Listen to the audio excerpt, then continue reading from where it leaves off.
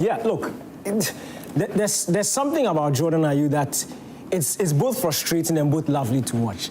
Now, in my chat with him, he mentioned it, and I love the fact that he recognizes that it's both a strength and a weakness. He said his versatility has been a problem in terms of how he appeals to the fans, but in terms of how he appeals to coaches, that's why they love him and that's why he feels he has played the matches that he's played. You look at the role that he played against Chad and the role he played tonight, two completely different roles. Yeah. Against Chad, he was the lone striker up there, attracting the ball, moving around, linking up play. Today, he played like a double number 10. In fact, Amorim should go and look for, if he needs a double number 10 to play, he's doing a far better than what the rest of the guys. There's an example here for you. There's a example. This is how it's done. And if you look at the type of goals he's created, go back to the game against Mali, when he came off the bench. He didn't necessarily lead the line in that game. He played sort of a similar role. Remember that chance he set up for Thomas Partey? Very similar to the chance or the assist he gave to Kudus today. He has that in his game. We saw him when he came on against Angola. Do you remember the AFCON qualifiers? Slotted into the number 10 role, eventually ended up helping to create the goal. He has that in his game. But the thing is, most coaches have not found a way to be able to utilize him to the best of the team's ability.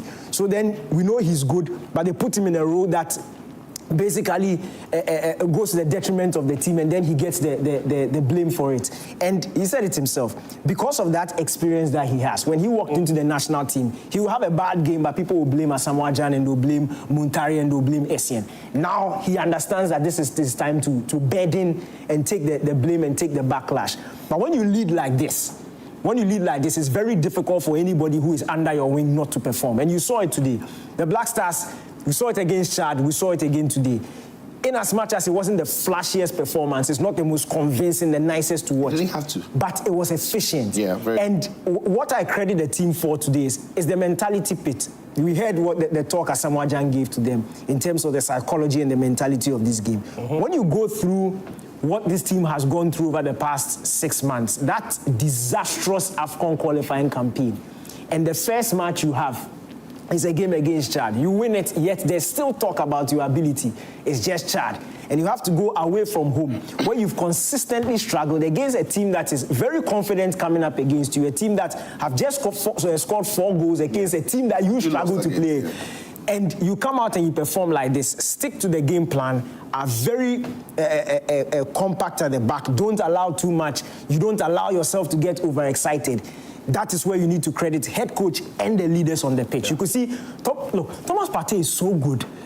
Sometimes I want, like, he's so good. It's unreal. I don't even get it. Like, technique-wise, right? The composure. His mind is, Thomas Partey plays like 5 seconds ahead of everybody. Yeah. So the pass he will pick is because he knows somebody is going to move here, and that movement will move somebody here, and it will create space here. So he's almost like directing, conducting players where they should go, and he's just something.